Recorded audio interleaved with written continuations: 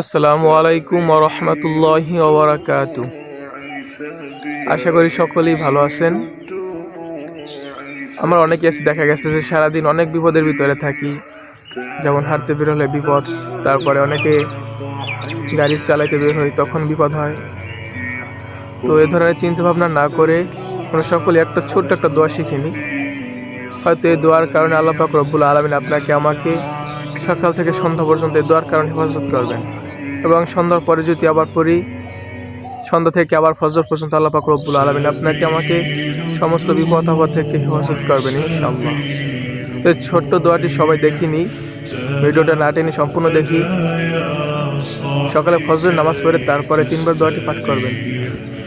বিসমিল্লাহিল্লাযী লা ইয়াদুররু মা ইসমিহি শাইউন ফিল আরদি ওয়ালা ফিস সামাই ওয়া হুয়াস সামিউল আলিম।